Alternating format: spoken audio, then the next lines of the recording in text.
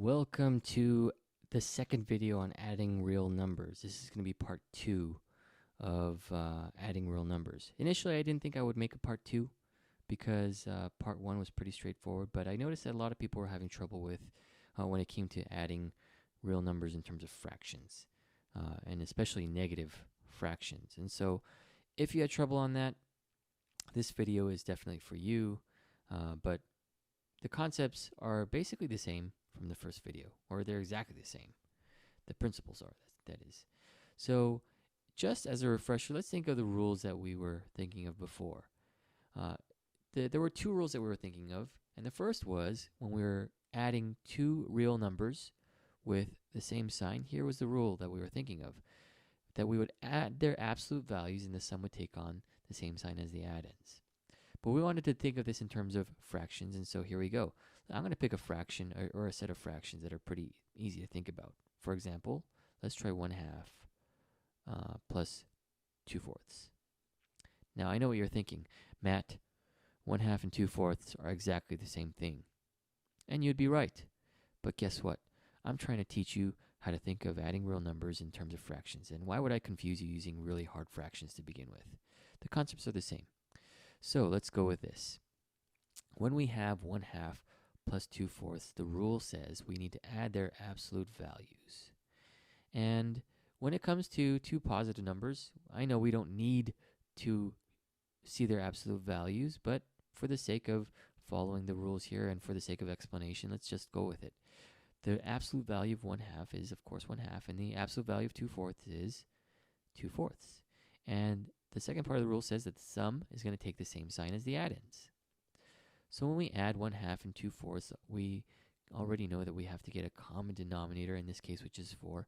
In order to get 4, we need to multiply this denominator by 2, and whatever we do there, we also have to do the same to the numerator. And the resulting fraction that we're going to get, or the add-end on the left, is going to be 2 times 1 is 2, 2 times 2 is 4. And the right add-in, we're not going to do anything to it because we already have the common denominator of 4, and we would get 4 over 4, which simplified is just 1. Now, at this point, the sum is going to take on the same sign as the add-ins, and so since they're both positive, we know that the answer is going to be just 1. That's fairly straightforward. I don't think I need to explain that further, but let's think of that in terms of two negative numbers. And so I'm going to go ahead and erase this and try again. And we're going to use the same fractions, though. We're going to use the same fractions of 1/2. Oops. We're going to use the same fractions of 1/2 and 2/4. But this time, we want to use negative 1/2 and negative 2/4. I'm going to put a grouping symbol around it just so we don't get the signs confused. But we can see that the absolute value of negative 1/2 is going to be 1/2. The absolute value of negative 2/4 is still 2/4. Oops. Let me try that again. 2/4. And when we add these two, the sum, before we can add it though, we need, again, a common denominator. And so let's figure that out again. We need to multiply that by 2, that by 2.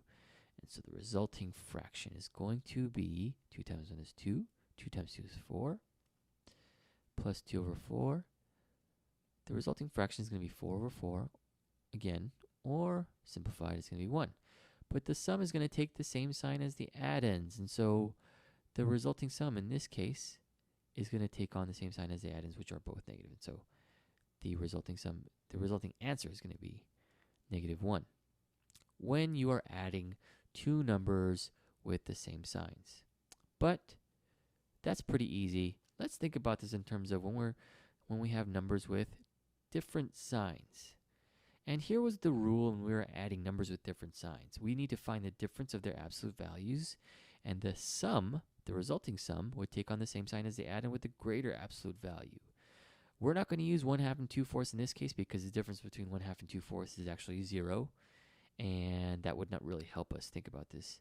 So we're going to use another set of fairly simple fractions. We're going to use 1/3 and 2/3. But we want different signs, so let's start off with negative 1/3 and add that to a positive 2/3. Well, we need to find the difference of their absolute values. What is the absolute value of negative 1/3? It's just 1/3. What about the absolute value of 2/3? Well, that's just 2/3. But we need to find their difference. What is the difference between 1/3 and 2/3? Well, I think it's pretty easy to think about. We have 1/3, right? Let me draw that for you real quick. If we had a bar here and we had 3 pieces, right? And another bar with, okay, I know that they don't look equal, but they, just bear with me. That's 1/3. And then we have another one with 2/3, right? What is the difference between this 1/3 and this 2/3? Well, the big difference, right, is that 1/3. And so the difference between 1/3 and 2/3 is going to be 1/3. And so the sum is going to take on the same sign as the addend with the greater absolute value. And we can see that 2 is definitely greater than 1.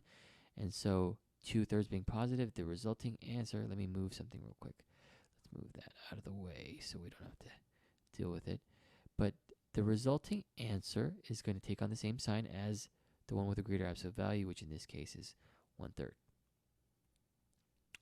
Now, these are pretty easy fractions to think about. How would we think about this in terms of two fractions that might not be as easy to think about, where we can't actually draw nice little pictures like we did? Well, I'm going to give you an example, and if you want to go ahead and pause the video after I give you the example and try it on your own before you come back, feel free. You're more than welcome to do so. Let's try a fraction like 2/3, and we're going to add that to something like 3/4. But let's make 1 be negative and 1 be positive, since we're thinking of this in terms of adding fractions with different signs. Well, in this case, what we want to do first, before we ever get to the rule, is let's make sure that we have a common denominator to think about so that we don't get too confused.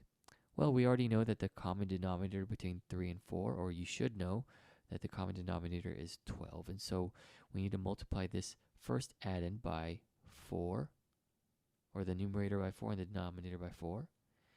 And this addend on the right, we need to multiply by 3 in order to get the common denominator of 12.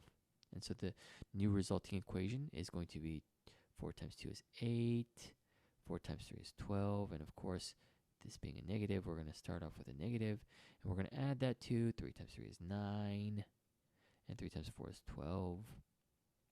And so we need to see this in terms of, now that we have the same common denominator, it's easier to see what the difference between their absolute values is going to be.